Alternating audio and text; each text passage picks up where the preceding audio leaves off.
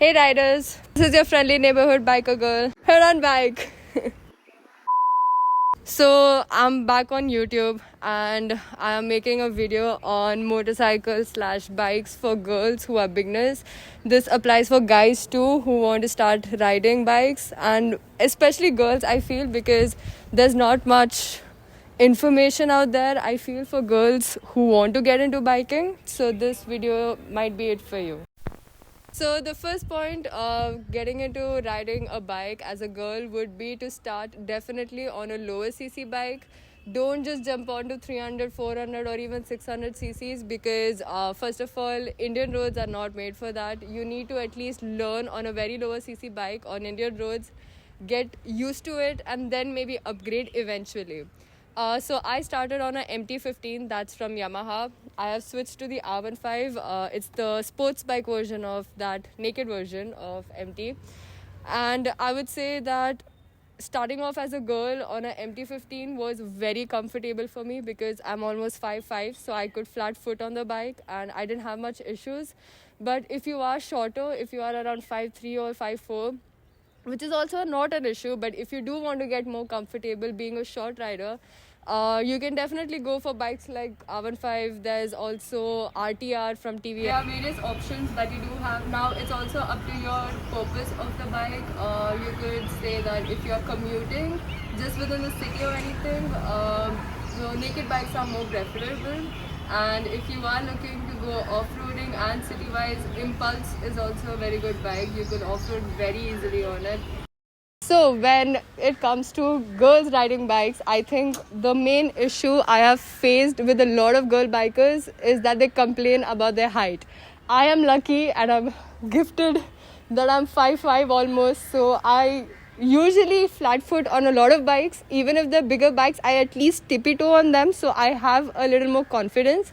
But I do also have a lot of female riders who are 5'3", 5'4", and they ride the bike amazingly. Height should never be a problem, but yes, if you're starting on biking very newly, you should definitely consider a lower seat height. But yes, even if you're into bigger bikes, it's not a problem at all. It's very easy.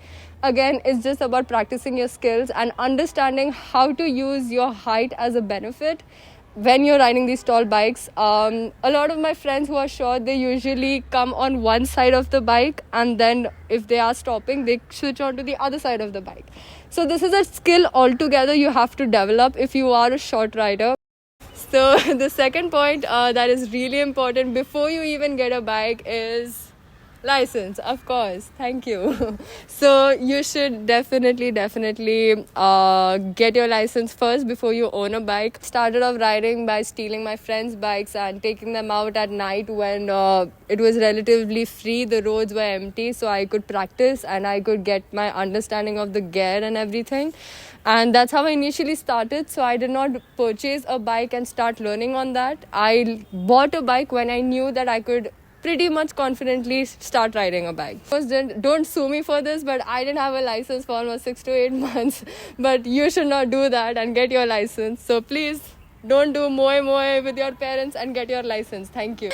So point 3 is gears, and gear is a very important segment that comes into biking. Especially beginners need to understand that riding around wearing normal clothes is okay when you're going like through the city, but traffic can also be a little unpredictable as much as open roads are. So wear gear when you know that you're going on higher speeds than usual. If you're going for long rides, you need to have your gear.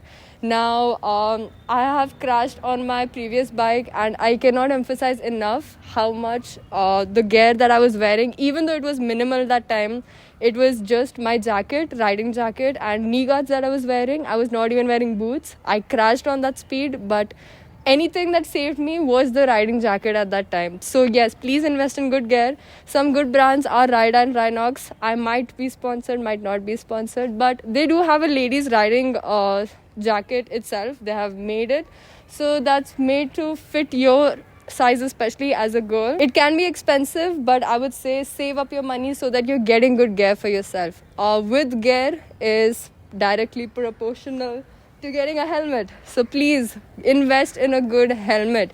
I know helmets are also very expensive, but brain transplant is more expensive. So please invest in a good helmet. I started off with the Axor. It was a pretty good helmet, but safety wise, if you're going through the city and riding like at just low speed and just commuting to go to work, college, etc., it's a good helmet. But if you are upgrading, now I started racing, so I took a KYD TT course. That was a good helmet. I am upgrading to another helmet now because safety. I have to invest in it.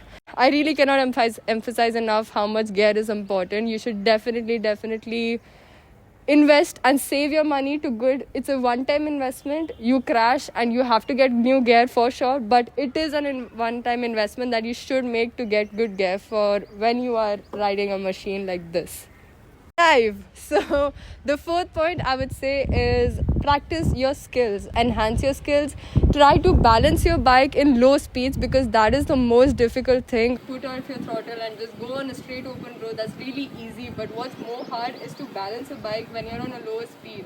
Go through YouTube videos, try to practice these skills, try to balance your bike at a lower gear, or try doing like 8 practice. That's how you turn around. I will put a picture so you understand what practicing an 8 means.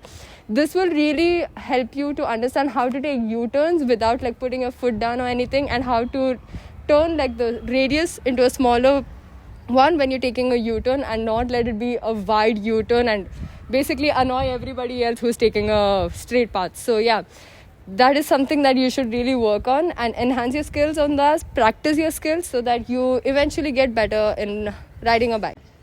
Enjoy voice memos.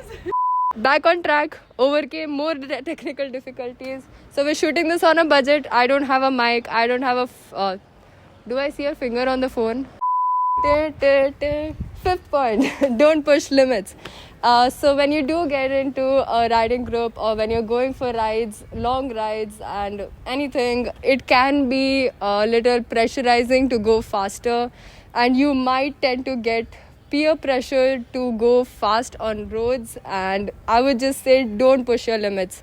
Keep that error of margin where you know you can control your bike. I know for a fact that even if I'm going very fast on this bike, I can control anything that comes in between, because I've spent enough time on this bike and the previous bike to get that understanding. So I would say don't push your limits. Learn, understand, feel your bike, feel the throttle, and then try to push your limits a little by little. Don't go all in.